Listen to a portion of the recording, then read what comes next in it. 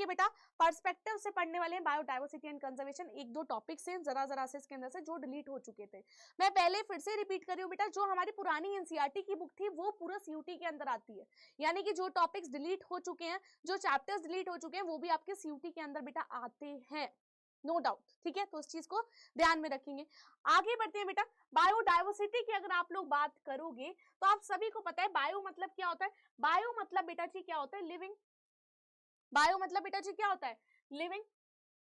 And बेटा diversity यानी कि विविधता, कितने कितने तरीके की विविधता है। अभी आप लोग बेटा मेरे को इतने सारे लोग देखोगे यूट्यूब पे, कोई महाराष्ट्र में बैठ के देख रहा है, कोई उड़ीसा में बैठ के देख रहा है, कोई राजस्थान में बैठ के देख रहा है। सबका कल्चर अलग है, सबकी बोलने चालने की भाषा अलग है, सबका बेटा पहनने का तरीका, कपड़ों का तरीका अलग है।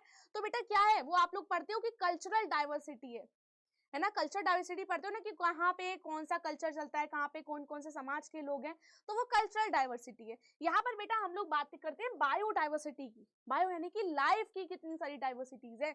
आप लोग देख रहे हो मशरूम भी है, ठीक है, फ्लावर्स भी है, लॉयंस भी है, सारी क्या है डाइवर्सिटी। जीवित इंसानों की डाइवर्सिटी, जीवित क्या है, मशरूम भी है। मशरूम क्या है, एक फंगस है, तो ये भी तो एक डाइवर्सिटी है। और ये क्या है बेटा, सारे के सारे प्लांट्स हैं, सुंदर सुंदर फूल, पीले लाल पीले, इतनी सारी डाइवर्सिटी है बायो की, जो कि हम लोग बायोडाइवर्सिटी के अंदर पढ़ते हैं। ठीक है, इसके अंदर बेटा देखो ये सारे के सारे टॉपिक्स हैं जो कि आपकी सीयूटी के लिए इंपॉर्टेंट है। फॉर एग्जांपल बायोडाइवर्सिटी क्या है, इसके बेटा जी टाइप कितने हैं, टाइप्स ऑफ बायोडाइवर्सिटी क्या है। सेकेंड आप बात करोगे वैल्यूज ऑफ बायोडाइवर्सिटी, बायोडाइवर्सिटी की वैल्यूज क्या है। Then hotspot of biodiversity, criteria क्या है कि हम किसी भी एरिया को हॉटस्पॉट में कन्वर्ट कर दें। देन थ्रेड्स क्या है, बायोडाइवर्सिटी के थ्रेड्स क्या क्या है। ठीक है, उसके बाद बेटा कंजर्वेशन ऑफ बायोडाइवर्सिटी, हम उसको कंजर्व कैसे करेंगे। For example in situ conservation and ex situ conservation. ठीक है, ये दोनों तरीके हैं जिनसे हम अपनी जैव विविधता को यानी कि बायोडाइवर्सिटी को सेव करेंगे। देन इंपॉर्टेंस ऑफ बायोडाइवर्सिटी, इसकी इतनी इंपॉर्टेंस क्यों है, हम इसको क्यों सेव कर रहे हैं, हमारे लिए क्या क्यों, मतलब किस तरीके से हमारे लिए वैल्यूबल है ये चीज, वो हम देखेंगे कि व्हाई इट इज इंपॉर्टेंट और इसको इंपॉर्टेंट तरीके से सेव करना कितना ज्यादा इंपॉर्टेंट है ना। तो इसी के साथ बेटा ये सारे के सारे टॉपिक्स आज की क्लास में हम लोग कवर करने वाले हैं। उसके बाद पहले देखते हैं बेटा बायोडाइवर्सिटी होती क्या है। मैंने भी आपको बताया, आप लोगों ने देखा होगा कि कल्चरल डाइवर्सिटी होती है, सोशल डाइवर्सिटी होती है, इथिकल, सबके इथिक्स बेटा अलग अलग होते हैं, उसकी डाइवर्सिटी होती है, हर चीज की विविधताएं हैं। आपके घर में बेटा 5 लोग रहते हैं, किसी को डोसा सांभर खाना पसंद है, किसी को रोटी खाना पसंद है, किसी को बाहर की पनीर की सब्जी पसंद है, बच्चे लोगों को मोस्टली मोमोज पराठा पसंद है, क्या है, सबकी चॉइसेस की डाइवर्सिटी है। तो ऐसे बेटा हमारी पृथ्वी के ऊपर कितनी ज्यादा डाइवर्सिटी देखने के लिए मिलती है, वो भी किसकी, जीवन की, लाइफ की, यानी कि बायो की। Biodiversity is the variety and difference among living organism from all sources. हमारी अर्थ के ऊपर कितने सारे सोर्सेज में उसमें विविधता है, इंक्लूडिंग टेरेस्ट्रियल, टेरेस्ट्रियल भी है ना, जहाँ की जमीन नॉर्मल, दूसरा बेटा पानी, मरीन और other aquatic ecosystem, same the ecological complexes of which they are part. यानी कि बेटा अगर आप हमारी अर्थ पे देखोगे तो बेटा टेरेस्ट्रियल एरिया, कहीं पे जमीन है, कहीं पे पानी है, कहीं पे एक्वेटिक सिस्टम है, ये कितनी सारी विविधता है। आप राजस्थान में चले जाओ डेजर्ट ही डेजर्ट है, ऊपर चले जाओ नॉर्थ की साइड तो बेटा पहाड़ ही पहाड़ है, समुद्र है, हर जगह तो डाइवर्सिटी है। जैसी डाइवर्सिटी है वैसे वहां पे लाइफ फॉर्म्स आपको देखने के लिए मिलेंगी। It is virtually सिनोनियम with life on earth. Basically हम लोग बेटा इसमें लाइफ ऑन अर्थ पढ़ने वाले हैं कि जीवन पे लाइफ क्या है, जीवन क्या है अर्थ के ऊपर। Biologists most often define biological diversity or biodiversity as the totality of genes, species and ecosystem of a region. बेटा जितने भी साइंटिस्ट हैं उन्होंने बोला कि बायोलॉजिकल डाइवर्सिटी क्या है बेटा, as the totality of genes है, जितने भी हमारे अर्थ के ऊपर जितने टाइप के जीन्स मौजूद हैं वो हुई। ठीक है, उसके बाद जितने टाइप की स्पीसीज है वो भी एक बायोडाइवर्सिटी है। तीसरी बात जितने टाइप की इकोसिस्टम्स हमारे अर्थ के ऊपर है वो सारी की सारी क्या है, बायोडाइवर्सिटी है। The biodiversity found on earth today consist of many millions of distinct biological species which is the product nearly 3.5 billion years of evolution. तो बेटा जी इसमें ये बता रखा है, आपने इवोल्यूशन चैप्टर पढ़ रखा है।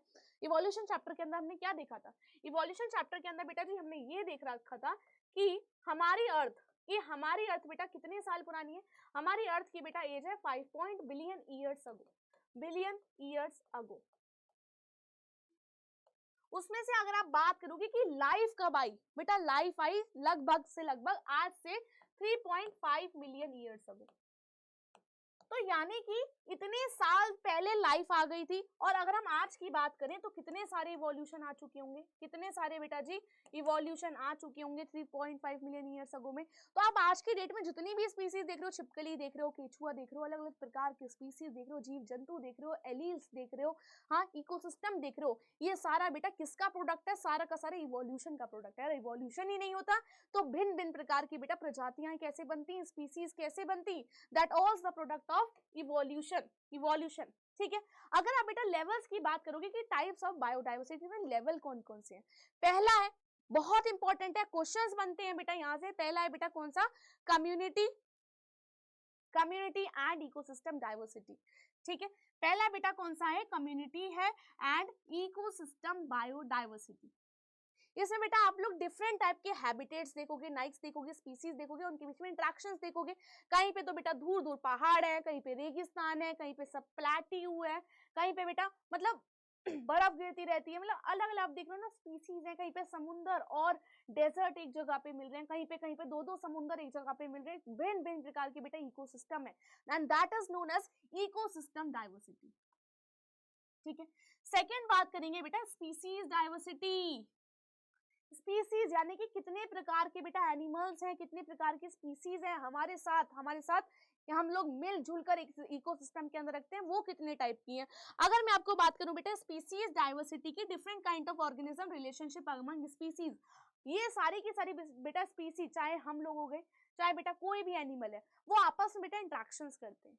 वो जब आपस में इंट्रैक्शंस करते हैं तो उसी से बेटा वो इकोसिस्टम हमारा बनाए रखते हैं। सब बेटा आपस में लिंक्ड है, कोई भी चीज बेटा अकेले वर्क नहीं करती। अगर आपको भी ग्रो करना है तो बेटा एक वो होता है ना कि एक ग्रुप के साथ इवॉल्व होना पड़ता है, ग्रुप के साथ बेटा जी ग्रो होना पड़ता है। ठीक है, थर्ड वन इज बेटा जेनेटिक डाइवर्सिटी। जेनेटिक डाइवर्सिटी की बात करेंगे बेटा different genes and recombination genes within the population, बेटा यानी कि एक ही पॉपुलेशन में कितने टाइप की जीन्स है। फॉर एग्जांपल यार हम लोग इंडियंस लोग हैं, हमारी टोन जो है स्किन टोन ना ज्यादा डार्क है ना ज्यादा गोरा है ना, साफ सीधी सी भाषा में बोल रही हूँ, नॉर्मल है, यानी कि हमारे अंदर एक अपना अलग जीन है। लेकिन अगर आप ऑस्ट्रेलिया में चले जाओ, चाहे आप अमेरिका में चले जाओ, वहां पे आप लोग देखोगे गोरे गोरे लोग है ना, तो यानी कि हमारे इंसानों की पॉपुलेशन में जीन्स है कितने टाइप के। चाइना के लोग थोड़े से अलग दिखाई देते हैं है ना, हाइट भी उनकी कम होती है, नेपाल के थोड़े से अलग दिखाई देते हैं, उनकी भी थोड़ी सी हाइट कम होती है। तो यानी कि ये सारी क्या एक ही पॉपुलेशन के अंदर जब जेनेटिक डाइवर्सिटी हो रही है, एक ही पॉपुलेशन के, किसी के बाल कर्ली हैं, किसी के बाल स्ट्रेट हैं, किसी के बाल फिजी हैं, करवाती है ना लड़कियां पार्लर में जाकर स्ट्रेटनिंग रिबॉन्डिंग, तो बेटा क्यों, उससे जीन्स थोड़ी चेंज हो जाएंगे। ये सारी के सारे बेटा जीन्स है, किसी आंखों का रंग ब्राउन है, भूरा है, पिंक है, हाँ ब्लू है, ब्राउन है, तो ये सारी के सारे जीन्स है विद इन अ पॉपुलेशन, इतनी सारी डाइवर्सिटी है, that is known as genetic diversity. यानी कि एक स्पीसीज के अंदर बहुत सारी एनिमल्स की स्पीसीज जो आपस में रहती है, ये हो जाएगी इकोसिस्टम की डाइवर्सिटी। किसकी बेटा जी, इकोसिस्टम की डाइवर्सिटी। आगे बात करेंगे बेटा, इन्हीं को बेटा थोड़ा सा डिटेल में बात करते हैं। अब आप बेटा कम्युनिटी एंड इकोसिस्टम डाइवर्सिटी देखोगे तो इसमें क्या बोल रहा है, refers to the diversity of a place at the levels of ecosystem, this has three perspectives. ये बेटा तीन टाइप की डाइवर्सिटीज होती है, क्वेश्चंस आते हैं, वेरी वेरी इंपॉर्टेंट। अगर आप लोग बेटा बात करोगे किसकी बात, अगर आप लोग करोगे बेटा कम्युनिटी एंड इकोसिस्टम डाइवर्सिटी की, हाँ तो बेटा ये आपको तीन टाइप की डाइवर्सिटी देखेंगे। एक तो अल्फा, बेटा क्वेश्चंस आते हैं, बहुत इंपॉर्टेंट है। सेकंड है बेटा क्या, बीटा डाइवर्सिटी। थर्ड बेटा क्या है, गामा डाइवर्सिटी। थर्ड क्या है बेटा जी, गामा डाइवर्सिटी हो गया, बीटा डाइवर्सिटी हो गया, उसके बाद बेटा अल्फा डाइवर्सिटी हो गया। ठीक है, अगर आप लोग बेटा अल्फा डाइवर्सिटी की बात करोगे within the community diversity, alpha diversity refers to the diversity of organism sharing the same community और हैबिटेट, यानी कि एक ही कम्युनिटी में रहते हैं, एक ही हैबिटेट में रहते हैं। फॉर एग्जाम्पल अगर आपके घर के पास कोई पानी की टंकी है और आपने देखा होगा कि मोस्टली लोगों के घर में पानी नहीं आता, तो वो बेटा कोई कॉमन पानी की टंकी होती है, तो वहां से बेटा क्या, या फिर आप लोग गांव में देखोगे कॉमन बेटा तालाब होता है, यानी कुआं होता है, कुआं होता है, तो बेटा वहां से जाते हैं सारे के सारे कम्युनिटी के लोग और वहां से पानी भर के लाते हैं। यानी कि सेम रिसोर्सेज के ऊपर जितनी भी डाइवर्सिटी है उसके अराउंड, उसको हम लोग क्या बोलेंगे बेटा, अल्फा डाइवर्सिटी। सेकेंड बेटा बीटा डाइवर्सिटी की बात करोगे between community diversity, it refers to the diversity of organism sharing two habitat, बेटा दो हैबिटेट के बीच की diversity, beta diversity. For example बेटा अगर आप लोग एम्फीबियंस की बात करोगे, किसकी, अगर आप लोग बेटा जी एम्फीबियंस की बात करोगे तो ये बेटा आप सभी को पता है वाटर में भी रह लेती हैं एंड बेटा कहाँ, टेरेस्ट्रियल यानी कि लैंड पे भी रह लेती हैं। तो ये क्या है, बीच की डाइवर्सिटी है, बीच की स्पीसीज है, बीच का इकोसिस्टम है, दोनों के बीच का कॉम्बिनेशन है। अगर हम इसको बेटा कम्युनिटी के बीच की बात करोगे तो यानी कि जहाँ पे दो अलग अलग इकोसिस्टम मिल रहे हो, जैसे कि समुद्र और समुद्र का तट, देख रहे हो, टेरेस्ट्रियल मिल रहा है और समुद्र मिल रहा है, that is known as beta diversity. Third हो जाएगी बेटा गामा डाइवर्सिटी। गामा डाइवर्सिटी की बात करोगे that is diversity of the habitat over the total landscape और geographical area is called as gamma diversity. यानी कि पूरा एरिया है, मान लू मैं काउंट कर रही हूँ इंडिया को भी नहीं, एशिया कॉन्टिनेंट को मैं काउंट कर रही हूँ, तो हमारे कॉन्टिनेंट, एशिया कॉन्टिनेंट के अंदर जितने टाइप के इकोसिस्टम है वो सारे के सारे बेटा किस में आ जाएंगे, गामा डाइवर्सिटी ऑफ इकोसिस्टम। समझ पा रहे हो, ये देखो कम्युनिटी इकोसिस्टम के एग्जांपल जैसे कि टेम्परेट रेन फॉरेस्ट हो गया, ट्रॉपिकल रेन फॉरेस्ट हो गया, कहीं पे पहाड़ हो जाएंगे, सारे के सारे बेटा किसकी एग्जांपल है, इकोसिस्टम डाइवर्सिटी के एग्जांपल है। Next one is species diversity. बेटा अगर आप लोग स्पीसीज डाइवर्सिटी की बात करोगे यार, आपको पता है कि कितने डिफरेंट टाइप्स के आप लोग स्पीसीज देखते हो यार, है ना, कितने टाइप के बेटा, और सबसे ज्यादा टाइप ऑफ स्पीसीज बेटा कौन से फाइलम के अंदर है बेटा, फाइलम आर्थ्रोपोडा। फाइलम आर्थ्रोपोडा बेटा सबसे बड़ा फाइलम है, इसके अंदर बहुत मिलियंस ऑफ स्पीसीज है, ठीक है, मिलियंस यानी कि इंसेक्ट्स आ जाते हैं, यानी कि मिलियंस ऑफ स्पीसीज है, सबसे बड़ा फाइलम है, ठीक है, सबसे ज्यादा स्पीसीज की डाइवर्सिटी इसी के अंदर देखने के लिए मिलती है। It refers to the variety of species within a reason.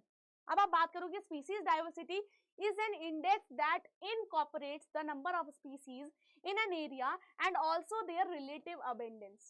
क्या कर रहा है बेटा, रिलेटिव अबेंडेंस कर रहा है। It is generally a much more useful value than species richness. बेटा स्पीसीज डाइवर्सिटी से ज्यादा बेटा स्पीसीज रिचनेस ज्यादा मतलब वैल्यू करेगा। जैसे आप लोग देख रहे हो, देखो कितने सारे, ये क्या है बेटा, फ्रॉग है, फ्लावर है, ये देखो ये वो वाली जो कैमोफ्लेज कर लेते हैं, कितने टाइप के बेटा फ्लावर्स हैं, सारी की सारी क्या है बेटा, स्पीसीज की डाइवर्सिटी है। फॉर एग्जांपल आप लोग राइस देख रहे हो, राइस है, चावल है, सारी की सारी बेटा क्या है, स्पीसीज की डाइवर्सिटी है, हर एक स्पीसीज अलग अलग है ना। नेक्स्ट वन बेटा देखते हैं हम लोग genetic diversity. Next one is what, genetic diversity. अगर आप लोग बेटा जेनेटिक डाइवर्सिटी की बात करेंगे तो जेनेटिक डाइवर्सिटी याद रखना है कि एक पॉपुलेशन के अंदर होती है, यानी कि हमारे इंसान है, हम इंसानों के अंदर बेटा कोई छोटी हाइट का है, कोई बड़ी हाइट का है, कोई मीडियोकर हाइट का है, तो यानी कि क्या है, एक टाइप के जीन्स मौजूद है एक ही पॉपुलेशन में, किसी की आंख नीली है, किसी की पीली है, किसी की भूरी है, ये टाइप्स ऑफ जीन्स मौजूद है हाँ हमारी एक पॉपुलेशन के अंदर। ये बेटा एक सिंगल स्पीसीज हम लोग काउंट कर रहे हैं। It is a level of biodiversity that refers to the total number of genetic characteristics in the genetic makeup of a species. अगर आप लोग देख रहे हो कि आपने वो देखा था ना इवोल्यूशन के अंदर बेटा इंडस्ट्रियल मैलिनिज्म का एग्जांपल, उसके अंदर बेटा मोथ थी, तो काली भी मोथ थी, सफेद भी मोथ थी तो वो मोथ थी ना, एक स्पीसीज के अंदर कितनी ज्यादा जेनेटिक वेरिएबिलिटी है, that is known as genetic diversity. ठीक है, it is distinguished from genetic variability which describes the tendency of genetic characteristics to the vary, यानी कि वेरी करती रहती है। जिराफ देख लो, कोई सी जिराफ के अंदर ही कितनी सारी कैरेक्टरिस्टिक्स हो जाएंगी, कोई डार्क ब्राउन कलर के होते हैं, कोई लाइट ब्राउन कलर के होते हैं, डिफरेंट टाइप ऑफ। लाइन में देख लो, कोई व्हाइट कलर का लाइन है, कोई ब्राउन कलर का लाइन है, सारी क्या है बेटा स्पीसीज के अंदर की diversity, that is known as genetic diversity. Clear, ये बेटा तीनों के तीनों बहुत इंपॉर्टेंट है, क्वेश्चन डायरेक्ट आता है। अब बेटा इतनी सारी जब डाइवर्सिटीज हैं तो उनकी वैल्यू क्या है, हमारे लिए क्या क्या वैल्यू आती है, हम इस बायोडाइवर्सिटी से हमें क्या मिलता है, हम ह्यूमंस को क्या मिलता है, हमें क्या फायदा है अगर इतनी सारी वैल्यूज हैं बायोडाइवर्सिटी की। पहली बात बेटा फूड, खाना, हम जो खा रहे हैं बेटा, हम आप सभी को पता है हम लोग बेटा प्रोड्यूसर्स नहीं है, वी आर नॉट प्रोड्यूसर्स। हम कौन है, हम आते हैं बेटा कंज्यूमर्स में से, हम लोग बेटा प्रोड्यूसर्स बिल्कुल भी नहीं है, हम लोग आते हैं कंज्यूमर्स में से, और हम बेटा डायरेक्टली या इनडायरेक्टली डिपेंडेंट हैं इनके ऊपर। अकेले हम कुछ भी नहीं कर सकते, अगर कोई एक स्पीसीज बेटा खत्म होती है हमारे ही चांसेस कम होते चले जाते हैं, एक्सटेंशन के चांसेस ज्यादा बढ़ते चले जाते हैं। For example, food. About 80,000 edible plants and about 90% of the present day food crops have been domesticated from wild. यानी कि 80,000 से ज्यादा हम लोग प्लांट्स की स्पीसीज खाते हैं। ठीक है, उसमें से बेटा 90% of present day food crops have been domesticated from wild, यानी कि हमने जंगलों में से बेटा 90% मतलब हमने सिर्फ और सिर्फ अपनी क्रॉप्स उगाने एग्रीकल्चर में काम करा, यानी कि हम खाएंगे पिएंगे क्या अगर डाइवर्सिटी नहीं होगी। डाइवर्सिटी नहीं होगी तो हम किस पे सारी की सारी अपनी जितनी भी प्लांट्स है किस पे ग्रो करेंगे। ये जो लैंड है एक टाइप की इकोसिस्टम है, ये क्या है, डाइवर्सिटी तो है। सेकेंड बेटा ड्रग्स एंड मेडिसिन, इतनी सारी बेटा आप लोग देख रहे हो कितने सारे लोग बीमार होते हैं। हमारी आयुर्वेदा के अंदर बेटा कितने सारे प्लांट्स से यूज लिखे हुए हैं, हम कैसे उनके ऊपर डिपेंडेंट है। उनके पास बेटा एंटी बैक्टीरियल है, एंटी फंगल है, एंटी टॉक्सिन है, एंटी मतलब सारी चीजें मतलब उनके पास मौजूद है। About 75% of the world population depend on the plant and about plant extracts, सारी की सारी बेटा पॉपुलेशन प्लांट्स के ऊपर डिपेंडेंट है। ये जो बचे हुए 25% है कौन है, मांसाहारी लोग, कार्निवोरस जो प्लांट प्रोडक्ट्स नहीं खाते हैं। ठीक है, अगला fuel, forests have been used since ages for fuel wood, fossils fuels are also products of biodiversity। आप सभी को पता है हम लोग खाना बनाते हैं, हमें पहले लकड़ी जला के खाना बनाते थे। अब बेटा सारी के सारे फ्यूल्स बेटा जंगलों से तो आ रहे हैं। जंगल क्या है, एक टाइप की बायोडाइवर्सिटी है, कम्युनिटी बायोडाइवर्सिटी है। ठीक है, नेक्स्ट बेटा हमारी सोशल वैल्यूज, हम बेटा हम आप लोग देख रहे हो कि इतनी सारी रिवर्स है, गंगा है, यमुना, हम उनकी बेटा पूजा करते हैं। ठीक है, हमारे सोशल वैल्यूज से बेटा जुड़े हुए हैं। ठीक है, सोशल वैल्यूज से बेटा सारी की सारी चीजें जुड़ी हुई है। Many of the plants like tulsi हो गया, पूजा करते हैं तुलसी की, lotus, peepal etcetera are considers holy and sacred, है ना, धार्मिक यानी कि पूजा करते हैं। हमारे वैल्यूज से भी बेटा ये सारी की सारी चीजें जुड़ी हुई है। सेकंड बेटा about 2.1 million species have been identified till date while many more species are believe to exist. अब तक बेटा हम लोगों ने जितने भी साइंटिस्ट हैं सिर्फ और सिर्फ 2.1 मिलियन स्पीसीज को ही खोजा है, और ऐसा मानते हैं कि अभी तो बहुत सारी एक्सटेंट हो चुकी है और बहुत सारी अभी तक अनडिस्कवर्ड है। कैसी है बेटा जी, अनडिस्कवर्ड है। उसके बाद India's position 10th new world and 4th in the Asia's terms of plant diversity, यानी कि बेटा यही लिखा हुआ है कि जो इंडिया है बेटा वो 10th पोजीशन पे है in terms of these all biodiversity. ठीक है, नेक्स्ट बेटा जी चलते हैं किसके ऊपर, हॉटस्पॉट्स ऑफ बायोडाइवर्सिटी। हॉटस्पॉट्स बेटा जी क्या है, आई नो कि ये सारा थोड़ा थोड़ा पार्ट बेटा आपकी बुक से अब डिलीट कर दिया गया था, बट ये सीयूटी के अंदर आता है, सीयूटी के अंदर पूछा जाता है। जो पुरानी एनसीईआरटी है सारे के सारे टॉपिक्स आते हैं, उससे कोई पीछे नहीं भागेगा।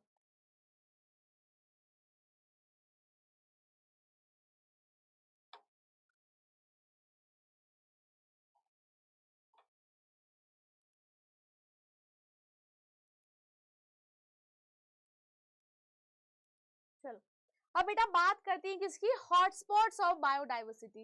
अ biological hotspot is a biogeographical region with an significant reservoir of biodiversity that is threatened with destruction. बेटा हॉटस्पॉट ऑफ बायोडाइवर्सिटी क्या बोलते हैं, यानी कि बेटा कोई एरिया था, कोई लैंड का कोई एरिया है लैंड के ऊपर, उसके ऊपर बेटा हमने इतना मिसयूज कर दिया इसका, उतना ज्यादा ओवर एक्सप्लॉइटेशन कर दिया कि बेटा उसको जरूरत पड़ी है कंजर्वेशन की। अगर हमने उसको कंजर्वेशन नहीं करा तो बेटा वो लैंड के ऊपर से सारा का सारा इकोसिस्टम खत्म हो जाएगा, एकदम डेड हो जाएगी, और बेटा हमारा पूरा का पूरा जितना भी ये सारी चीजें चलती हैं डिपेंडेंट होके बायोटिक का बायोटिक सारे के सारे बेटा हिल जाएंगे। तो बेटा उसी एरिया को हमने प्रिजर्व करा, कंजर्व्ड करके रखा है। ठीक है, ताकि उसमें से और ज्यादा थ्रेटेंड ना हो, और ज्यादा उसका मिसयूज ना हो, वो अच्छे से ग्रो कर पाए, अच्छे से पहले तरीके से वो इकोसिस्टम बन जाए, उसको हम लोग क्या बोलेंगे, हॉटस्पॉट्स ऑफ बायोडाइवर्सिटी बोलेंगे। ठीक है, अब आप देखो, an area is designated as a hotspot when it contains at least 0.5% of plant species as endemic। बेटा किसी भी एरिया को हम लोग हॉटस्पॉट में कब तब्दील करेंगे, जब हम उसमें से मानेंगे कि उसके पास एटलीस्ट 0.5% ऑफ प्लांट स्पीसीज कैसी है, एंडेमिक है, यानी कि लुप्त तो होने की कगार पर है, हुई नहीं है बट कगार पर है उसकी।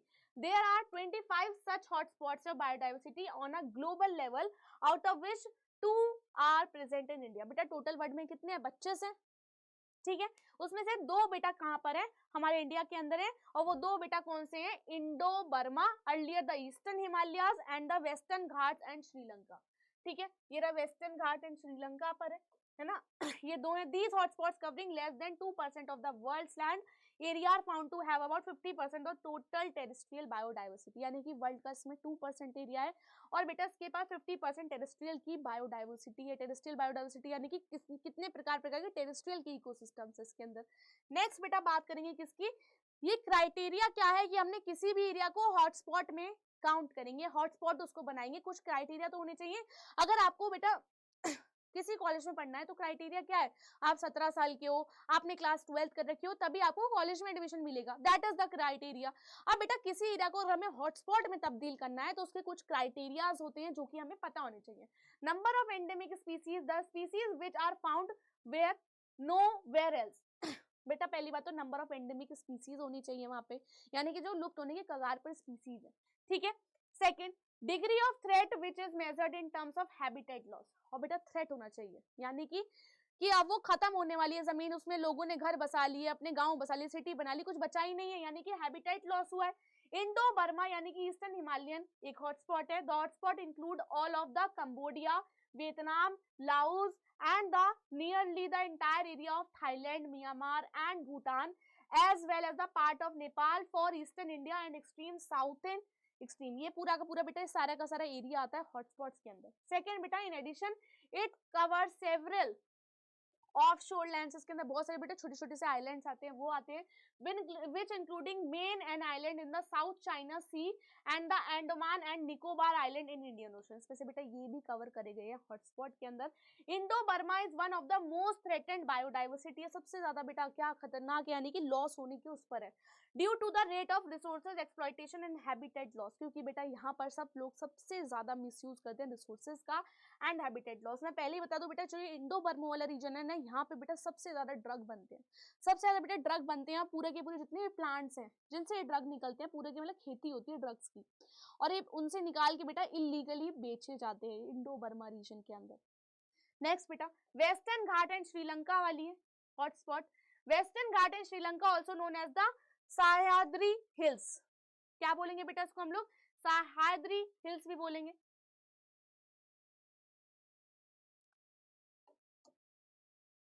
सह्याद्री हिल्स भी बोलेंगे इनको। अगर आप बेटा इनकी बात करोगे तो आपको पता होना चाहिए the entire extent of hotspot was originally about 1,82,500 square kilometre तक था, but due to tremendous population बढ़ गई, प्रेशर नाउ ओनली 12,445 स्क्वायर, मतलब पहले इतना ज्यादा लाख तक था, लेकिन तेरा पॉपुलेशन बढ़ गई, जगह चाहिए भैया पॉपुलेशन को रहने को, तो अब ये 12,445 किलोमीटर तक हो गया है, और 6.8 in the pristine condition. The important population include Asian elephants हैं इनके पास, Indian tigers हैं and the endangered lion-tailed macaque, यहाँ पे इनके ये मेन क्या है यहाँ के स्पीसीज है। नेक्स्ट ये क्या है बेटा criteria for determining hotspot. Next is threats to biodiversity, हमारी बायोडाइवर्सिटी को बेटा डर किस बात का है, थ्रेट्स किस बात का है, किस बात से उनको बचाना है, हमने चलो प्रिजर्व तो कर दिया, उसको कंजर्व तो कर दिया, बट उसको किस चीज से हमको उसको बचाना है, थ्रेट्स क्या है उसको। Extinction is a natural event and from a geological perspective routine, देखो एक्सटिंक्शन तो एक फिनोमेना है, हम उसको चाहकर भी नहीं बचा सकते। आप सभी को पता है कि हमारे अर्थ के ऊपर बेटा 5 एक्सटिंक्शन अभी तक हो चुके हैं, अब ये जो अब नेक्स्ट आएगा वो आएगा 6th एक्सटेंशन, जो कि बेटा इन 5 एक्सटेंशन से ज्यादा 100 टाइम्स ज्यादा डिवास्टेटेड होगा, ज्यादा खराब करने वाली चीज होगा, पूरा का पूरा बेटा अर्थ एक बार डैमेज हो जाती है, पूरी खत्म हो जाती है, ठीक है। तो बेटा ये नेचुरल इवेंट है, इसको कोई रोक नहीं सकता एक्सटेंशन को। Second, in last century human impact has been so severe that thousand of species and varieties are becoming extinct annually, बेटा हमारा ह्यूमन का जितना भी हम लोग एक्सप्लॉइटेशन कर रहे हैं ना, जितना हम लोग यूज कर रहे हैं, इन सारी की सारी मतलब ओवर यूज कर रहे हैं यार हर एक रिसोर्सेज का, तो बेटा इससे क्या हो रहा है, सारी की सारी एक्सटेंशन होने की प्रोबेबिलिटी को ज्यादा बढ़ा देता है। Some of the main causes are habitat loss, degradation and fragmentation, ये बेटा आया हुआ क्वेश्चन है सीयूटी के अंदर, बेफालतू का नहीं पढ़ा रही हूँ। Habitat loss, degradation, fragmentation main cause है बायोडाइवर्सिटी को बचाने का। इसमें बेटा हैबिटेट लॉस कर रहे हैं हम उनको, बेटा पहले बहुत बड़ा फॉरेस्ट है, उनके बीच में छोटी छोटी हमने कस्बे बना लिए, फिर उनसे गांव बन गए, फिर उनसे शहर बन गए, पूरा एनवायरमेंट, पूरा इकोसिस्टम खत्म, पूरी लैंड खत्म। हैबिटेट लॉस करा, डिग्रेडेशन करा, the major cause of species extinction affecting 89% of the threatened birds, 83% of the mammals and 91% of the threatened plants assessed globally. ठीक है, इतने सारे बेटा ये सारी की सारी चीजें जो हमने हैबिटेट लॉस के कुछ डेटा है ये। The main cause of habitat loss are agriculture activities, बेटा हमें एग्रीकल्चर करनी है, क्रॉप्स उगानी है, जिसकी वजह से हमने पूरा का पूरा फॉरेस्ट ही खत्म कर दिए हैं। ठीक है, माइनिंग, खुदाई करनी है, नीचे से फ्यूल निकालना है, पेट्रोल निकालना है, डायमंड निकालना है, गोल्ड निकालना है। Development of human settlement and industry, बेटा ह्यूमन का सेटलमेंट करना है, इंडस्ट्री करनी है, मेन रीजन है हैबिटेट लॉस एंड फ्रेगमेंटेशन का। Next is poaching of wild life. अगर बेटा पोचिंग की बात करेंगे, ये क्या है बेटा, another threat that has emerged in the recent decade as one of the primary reason for declining in number of species. Poaching की बेटा बात करेंगे, वाइल्ड लाइफ इज सोल्ड, बेटा बेची जाती है, इनको ट्रेड करा जाता है in many countries for live specimen, folk medicine, बेटा यानी कि कुछ एनिमल्स होते हैं जो हमारे लिए बहुत यूजफुल होते हैं। ठीक है, उनके लिए उनको बेटा मारा जाता है, फॉर एग्जाम्पल लाइव स्पेसिमेंस दिखाने के लिए, मेडिसिन बनाने के लिए, फर बनाते हैं ना हम लोग, फर का लेदर बैग्स है ना, लॉयन की चमड़ी से पता नहीं क्या क्या चीजें बना रहे, फर बना रहे हैं, स्किन चाहिए हमें उनकी, अदर प्रोडक्ट्स चाहिए सच एज आइवरी, हॉर्न्स, देखिए ना वो जो होते हैं जो ऐसे ऊपर से निकले रहते हैं उनके हॉर्न्स। ठीक है, amounting to millions of dollars, बेटा मिलियंस ऑफ डॉलर्स का इनको बेचा जाता है, पोचिंग करी जाती है वाइल्ड लाइफ की। सेकंड रीजन है इनको प्रिजर्व करने का। थर्ड बेटा मैन वाइल्ड लाइफ कन्फ्लिक्ट्स, हमारे बीच में बेटा कन्फ्लिक्ट्स होते रहते हैं मैन के बीच में और वाइल्ड लाइफ के बीच में। कन्फ्लिक्ट्स क्या है देखो, the conflicts between man and wildlife started within the evolution of man but intensify increase due to the activities of modern man. पहले से था बेटा मैन और वाइल्ड लाइफ के बीच में, पहले भी हम लोग क्या शिकार करके खाते होंगे, लोग खाते थे ना भाई, लेकिन ये मॉडर्न मैन यानी कि आज के जमाने का इंसान ज्यादा ही कर रहा है इनका use. For example, due to the lack of stable food and disruption of movement, wild animals came out of the forest area and attacked to the agriculture field and humans and in turn got killed by the humans. पता है ना यार, आप सब आप daily news में देखते हो कि तेंदुआ किसी के घर में घुस गया, किसी के घर में शेर घुस गया।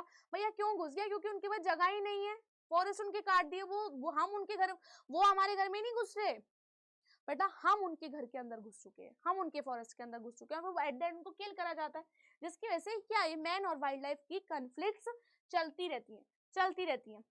अब बेटा अगला चीज है दैट इज एंडेंजर्ड स्पीसीज, कौन कौन सी होती हैं। अगर आप बच्चे बात करोगे एंडेंजर्ड स्पीसीज की, तो बेटा according to the International Union of Conservation of Nature and Natural Resources, the species that considered is imminent danger of extinction and whose survival is unlikely factor causing their declining continue to operate। यानी कि बेटा endangered जो कि danger पर है, यानी कि लुप्त होने के बिल्कुल कगार पर है, अगर हमने इनका प्रिजर्व नहीं करा तो ये बहुत जल्दी देखने के लिए नहीं मिलेंगे। डायनासोर देखने के लिए नहीं मिलते, टाइगर की बहुत सारी प्रजातियां जैसे कि बाली हो गया, जवान हो गया, है ना, ये अब देखने के लिए नहीं मिलती हैं, बहुत सारी स्पीसीज बेटा लुप्त हो चुकी है। पैसेंजर पिजन बेटा लुप्त हो चुका है। out of about 47,000 species of plant and in our country 7,000 are endemic। ठीक है, उसमें से बेटा 172 species of animals considered globally threatened है, इंक्लूड 53 species of mammals है, जिसमें से 69 birds हैं बेटा, 23 reptile है और 3 amphibians हैं जो कि अभी लुप्त होने की कगार पर है। as many 3,000 to 4,000 higher plants may be under high degree of threat। Next बेटा, दस इंडियन सब continent has about 62% of endemic flora. हमारे इंडिया के पास बेटा फ्लोरा है 62%, रिस्ट्रिक्टेड मेनली टू हिमालयाज में है, खासी हिल्स में, वेस्टर्न घाट में है। A larger number of out of total 81,000 species of animals in our country is endemic है। अबाउट 62% एम्फीबियंस है, 50% लिजार्ड्स हैं। बेटा कैसी है ये? एंडेमिक है। ठीक है, ये बेटा कुछ डेटा है जो आपकी एनसीईआरटी बताती है, तो मैं डेटा बता दूं। गोल्डन मंकी हो गया, Nilgiri langur, Indian wolf, red fox, Himalayan and brown bear, great Indian, ये सारी की सारी बेटा कुछ नाम है जो कि एंडेंजर्ड की कगार पर है। किसकी कगार पर है बेटा? एंडेंजर्ड स्पीसीज की कगार पर है, ये सारी की सारी उनका ही नाम है। ठीक है, वेरी वेरी इंपॉर्टेंट है। पीडीएफ बेटा अगर आपको चाहिए किसी भी क्लास की, हमारी जो वाईटी पे अभी मुकाम सीरीज भी चल रही है, जिसमें हम रोजाना भर भर के आपको पीवाईक्यू करवाते हैं, प्रीवियस ईयर क्वेश्चन करवा रहे हैं सीयूटी के बेटा, उसकी टाइमिंग आप सभी को पता है 3 to 4 PM है। और जो बेटा हमारी पेड क्लास की उसकी सुबह 10:30 से 12 है। ठीक है, चलो बेटा अब हमने क्या करा, हमने बेटा कंजर्वेशन कर रहे हैं। अब हम बेटा क्या कर रहे हैं? कंजर्वेशन कर रहे हैं किसका? स्पीसीज का। अगर आप लोग कंजर्वेशन की बात करोगे कि अब हमने इनका कंजर्वेशन किया तो किया कैसे? अगर हम इनको बेटा बचा रहे हैं, इनको कंजर्व कर रहे हैं, तो बेटा इसके दो तरीके हैं, दो तरीके से दो मेथड है, in situ conservation and ex situ conservation.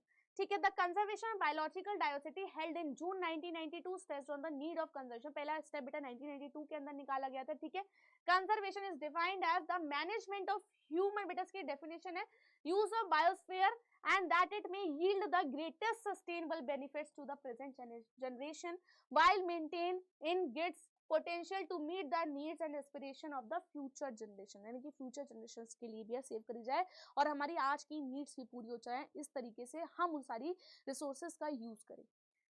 The two basic approaches to wildlife conservation बेटा कौन से, in situ and ex situ conservation. कौन कौन से बेटा, इन सीटू कंजर्वेशन है एंड एक्स सीटू कंजर्वेशन है। अगर आप बेटा बात करोगे इन सीटू कंजर्वेशन की, इन सीटू, इन का मतलब उसी के अपने हैबिटेट में कुछ भी उसमें ज्यादा छेड़खानी नहीं करी, वो जैसा है ऐसा ही उसको रहने दिया, उसके उसी के एनवायरमेंट में उसको प्रिजर्व कर दिया, उसको कंजर्व कर दिया, बिल्कुल भी छेड़खानी हमने नहीं करी। इन सीटू, नो छेड़खानी। ठीक है, इन simply means conservation species in its natural ecosystem, कोई भी छेड़खानी नहीं करी, ना उसके फॉरेस्ट के साथ, ना उसके आसपास के साथ, कुछ भी नहीं अंदर जा सकता, जैसे वो खुद अपने आप कर लेंगे, इन सीटू कंजर्वेशन। ठीक है, the strategies emphasize the protection of total ecosystem through a network of protected area. हमने प्रोटेक्टेड उनको एरिया को प्रोटेक्ट कर दिया कि अब उसमें कोई भी नहीं घुस सकता, कोई उसमें फालतू की एक्टिविटीज नहीं करेगा, सिर्फ और सिर्फ उनका ही एरिया रहने वाला है, प्रोटेक्टेड एरियाज बनाए गए हैं। ठीक है, दे आर डिफरेंट कैटेगरीज है। कौन कौन से प्रोटेक्टेड एरियाज है बेटा, बायोस्फीयर रिजर्व है, सेकेंड बेटा नेशनल पार्क है एंड वाइल्ड लाइफ सेंचुरीज है।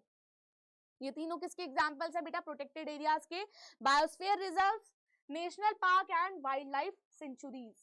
ठीक है, इसके बाद एट प्रेजेंट हमारे यहाँ पे बेटा 11 मेजर बायोस्फीयर रिजर्व्स है, 80 नेशनल पार्क है बेटा। हमारी जो एनसीईआरटी की बुक है उसके अंदर अभी लेटेस्ट यही रिवाइज्ड है, तो हम इसलिए यही पढ़ रहे हैं अभी। ठीक है, उसके बाद बेटा 420 वाइल्ड लाइफ सेंचुरीज है, ये बेटा चेंज होती रहती है, लेकिन जो एनसीईआरटी की लाइन है मैं आपको वही बता रही हूँ। ठीक है, क्योंकि पेपर बेटा हमारा एनसीईआरटी बेस्ड है, याद रखना है आपको। In our country covering 4% of the geographical area, बेटा तो हमारी कंट्री के अंदर कितना, 11 बायोस्फीयर रिजर्व, 80 नेशनल पार्क है, 120 वाइल्ड लाइफ सेंचुरीज है। सबसे पुराना नेशनल पार्क, बहुत फेमस, बहुत सुंदर, कभी फ्यूचर में हुआ तो बेटा बिल्कुल जाना चाहिए आपको, Jim Corbett national park, first national park stabilised in India. ठीक है, अब आप देखो इसके एग्जांपल्स ऑफ बायोस्फीयर रिजर्व्स बेटा कौन कौन से हैं। ये बेटा कुछ एग्जांपल्स है, नीलगिरी में है, नंदा देवी के पास है, ये कुछ एग्जांपल आपको याद करने हैं तो कर लेना। Example of some national park बेटा, काजीरंगा असम के अंदर है, गिर नेशनल पार्क गुजरात के अंदर है, पेरियार बेटा केरल के अंदर, सरिस्का बेटा राजस्थान के अंदर है नेशनल पार्क। ठीक है, example of some wildlife sanctuary बेटा, घाना बर्ड सेंचुरीज। ठीक है, उसके बाद अभो वाइल्ड सेंचुरीज, जला वाइल्ड वाइल्ड लाइफ सेंचुरीज, मुदा मालवियन वाइल्ड लाइफ सेंचुरीज, ये कुछ बेटा एग्जांपल्स हैं हमारे इंडिया के अंदर। Next is what, next is ex situ conservation, next is ex situ conservation. बेटा जी अगर आप एक्स सीटू कंजर्वेशन की बात करोगे तो एक्स सीटू कंजर्वेशन यानी कि हम इसके अंदर उन स्पीसीज को प्रिजर्व करके रख रहे हैं जो कि बेटा अपने नेचुरल हैबिटेट के अंदर अगर हमने उन्हें अब और छोड़ दिया तो वो लुप्त हो जाएंगी, मर जाएंगी, खत्म हो जाएंगी। उनको स्पेशल केयर की जरूरत है, उनको उनके नेचुरल हैबिटेट से उठाकर हमने उसको एक्स्ट्रा प्रोटेक्शन दी है, एक्स्ट्रा कुछ करा है, क्योंकि वो बेटा अगर हमने उनको एज इट इज छोड़ दिया तो वो नहीं बचेंगे, उनको कोई ना कोई खा जाएगा, उनका बचने का कोई सवाल ही नहीं होता है। उनके नेचुरल हैबिटेट से बाहर निकाल कर उनको प्रिजर्व, उनको कंजर्व करा गया है, that is known as ex situ conservation, that is known as ex situ conservation. अगर आप बेटा जी एक्स सीटू कंजर्वेशन की बात करेंगे, defined as the conservation of competent of biological diversity है। ठीक है, genetic diversity particularly endangered species, जो कि लुप्त होने के कगार पर है, एंडेंजर्ड स्पीसीज है। ठीक है, it involves maintenance and breeding of endangered plant. इसमें बेटा एग्जांपल्स, एग्जांपल बेटा जू है, देखने जाते थे ना बचपन में जू। सेकंड बॉटनिकल गार्डन्स है, third aquaria, nurseries, DNA bank, seed bank, gene bank, ये सारे के सारे बेटा एक्स सीटू कंजर्वेशन के एग्जांपल्स हैं। ठीक है, they are more than 1500 botanical gardens है हमारे पास in the world containing 80,000 species है। दे आर मोर देन 800 जू है, 800 जू है। वर्ल्ड की बात कर रहे हैं बेटा 3000 स्पीसीज की मैमल्स की बर्ड रेप्टाइल जो हमने इसके अंदर प्रिजर्व कर रखी है। इंडिया के अंदर बेटा national bureau of plant genetic resources new Delhi के अंदर है कुछ बेटा, ऑर्गेनाइजेशन है जो उनका पूरा का पूरा कंजर्वेशन देखती है, किसको कहाँ पे रखना चाहिए, किसको कहाँ पे नहीं रखना चाहिए। New agriculture and horticulture crops हैं एंड देयर वाइल्ड लाइफ वो है वैरायटीज है जिसको हम लोग बेटा क्रायो प्रिजर्वेशन में सेव करते हैं, यानी कि इसके अंदर हम लोग जैसे कुछ सीड है, कुछ पॉलन ग्रेन्स हैं जो कि बेटा लुप्त होने वाले हैं, हमने उनको पहले ही सेव करके रख लिया है in liquid nitrogen eight -196 degree Celsius in liquid nitrogen के अंदर। नेशनल फैसिलिटी है for plant tissue and culture respiratory, ये कुछ बेटा ऑर्गेनाइजेशंस हैं जो इन सबको देखती है। नेक्स्ट इज कि बेटा हमारा गोल क्या है कंजर्वेशन करने का, सबको भाई जाहिर सी बात है conservation efforts focus on the protecting entire ecosystem as well as single species, पूरे इकोसिस्टम को प्रोटेक्ट कर रहे हैं और एंटायर स्पीसीज सिंगल स्पीसीज को भी कर रहे हैं। Protecting an ecosystem will ensure that the national habitats and the interactions of many different species are perceived at the same time पर होनी चाहिए। उसके बाद बेटा बात करेंगे कंजर्वेशन चैलेंजेस की। कंजर्वेशन चैलेंजेस की बात करेंगे बेटा, protecting resources for the future can require people to change the way they earn their living today. Conservation का चैलेंज है बेटा, अगर हमने उनको कंजर्व करा, मानो को फॉरेस्ट को कंजर्व कर दिया, तो लेकिन आपको पता है कि उसी से पैसा बना रहे हैं, उसी से इंडस्ट्रीज बन रही है, उसी से कमाई चल रही है, तो यानी कि लिविंग को अफेक्ट करता है। Conservation regulation must be informed by the solid research, must try to maximise benefit भी हो एंड मिनिमाइजिंग इकोनॉमिकल कॉस्ट कम से कम हो जाए।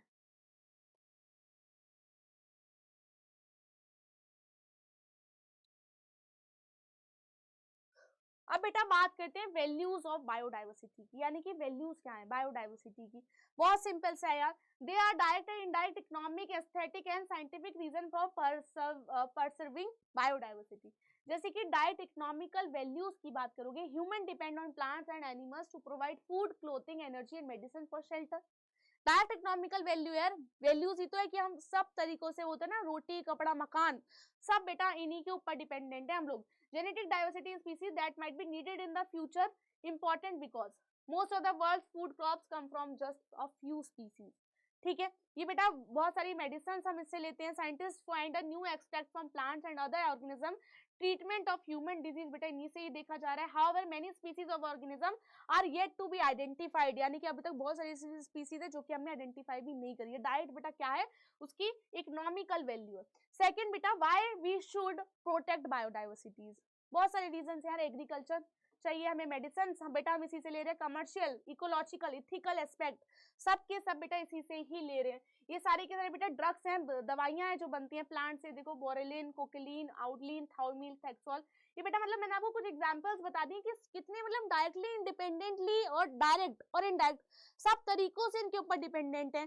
प्लांट्स में देख लो 40% modern medicine come from plants, animal, fungi, 95% of non plant species से आती हैं। ठीक है, एग्रीकल्चर से देखोगे 80,000 नॉन एडिबल प्लांट्स हैं अभी तक बेटा, 80,000 है, और सारे एनसीईआरटी की बेटा बायोडाटा है, मैंने अपने मन से कुछ नहीं लिखा है। कभी मैडम से सोच लिया कि मैम ने इतना सारा लिखवा दिया, ये कहाँ से ले आई है मैडम, मैंने कुछ नहीं लिखवाया, सारा एनसीईआरटी का बायोडाटा है। उसके बाद 80,000 बेटा नॉन एडिबल प्लांट्स है on the planet, we depend 20 species to provide 90% of the global food chain, corn, rice and wheat are 50% alone. यानी कि अकेले कॉर्न, राइस और व्हीट की इतनी सारी स्पीसीज डाइवर्सिटी है ना, पूछो मत। आम खाए ना, कितने टाइप का आम होता है, मैंगो, कौन सा होता है, लटका आम, पटका आम, गोरा आम, दशहरा आम, पता नहीं कितने टाइप की स्पीसीज है बेटा। Loss of biodiversity in agriculture, apples की बेटा 1400 एप्पल कल्टीवेशन है, North America have been reduced to 11, 90% of our supply. Coffee की बात करेंगे बेटा 28% decline in Latin America production as climate change बेटा चेंज होता रहता है। ठीक है, कमर्शियल वैल्यूज है, मतलब पता ही यार कमर्शियल हम लोग ecological values and ethical aesthetics है जो कि हम इन सब के ऊपर देख रहे हैं।